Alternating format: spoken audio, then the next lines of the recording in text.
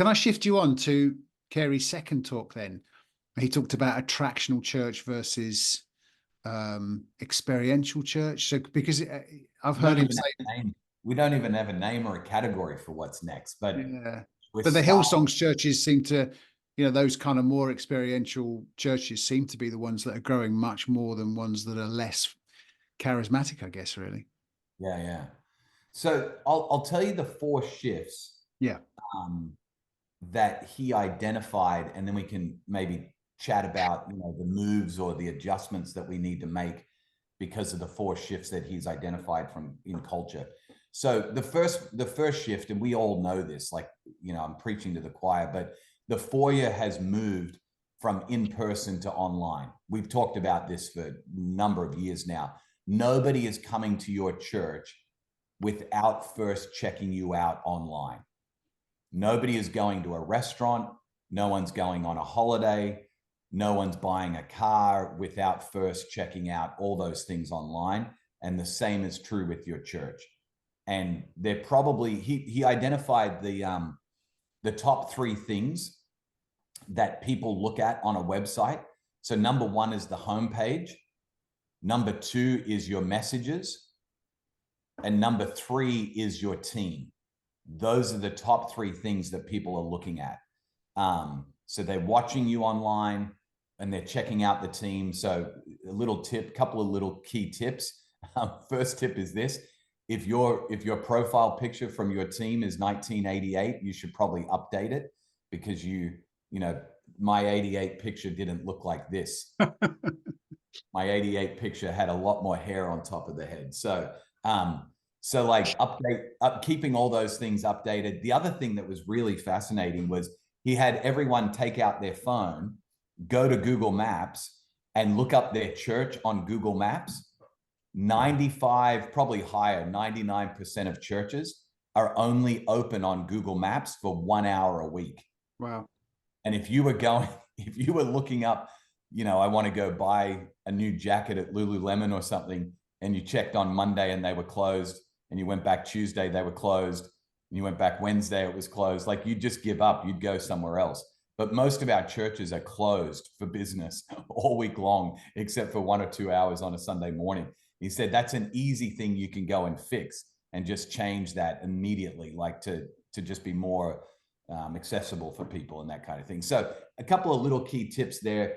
The foyer moved from in-person to online. People are not checking you out in person. They're checking you out online long before they ever come to They a center. arrive in person. Just before you push on from that, I think I've not heard him say that. That's fascinating. Those 3 tips for a website, because when you're looking for a new house, you pull up outside, you've got the details, you pull up outside, and you're making an impression in the first 10 seconds as to whether you think you're going to like it or not. And I think that's true of people who visit our website. I've been to some websites in our network, as well as churches that aren't in our network. And right from the word go, you look at it and you think, there is that's not my kind of place. It's not the kind of place I could invite my friends to. Just from the landing page, the homepage, I think that's brilliant. And then when it gets to, go on, sorry. So when he talked about when people come to visit your church in person, and I just thought of something when you talked about that, Duncan.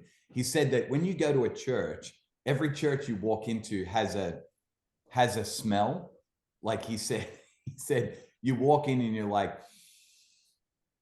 smells like 1987. Or like, oh, that's a vintage 2005. Like, every church has got a year that comes to your mind when you walk into the building. Yeah. And he's right. Like, we, even on the tour, we're in 6 different locations. And one of them that we were in, I would say it smelled like 2003.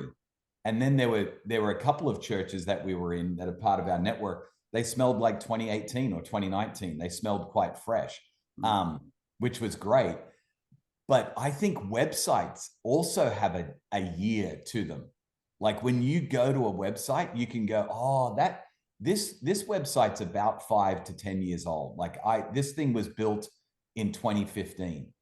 2015, that was 9 years ago now. Yeah. 9 years. And some of us, our websites haven't been refreshed. We've still got that, like Comic Sans font that was really impressive in the 80s. Some of us have still got some fonts and things from 2015, and it's 2024. That's 9 years ago. So I think you're right, Duncan. You're hitting on something of like, we've got to pay attention to what our web presence is like, because that's where people are starting. And then you talked about messages. You said the second thing was they look at is the messages, because you want to, and again,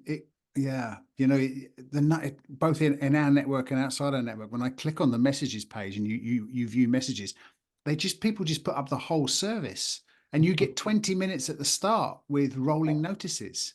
Which we all know, all the analytics tell us, Duncan, everyone scrubs that stuff. Nobody's listening. Nobody's, in their living room or on the train watching a worship time and singing along. They just scrub through that and they go straight to the message. So, simple things like just trimming it down to just the message, or even better yet, give them like I watch a lot of sports, and I love watching the 5 to 10 minute highlight reel of a game instead of having to watch all 40 minutes or whatever.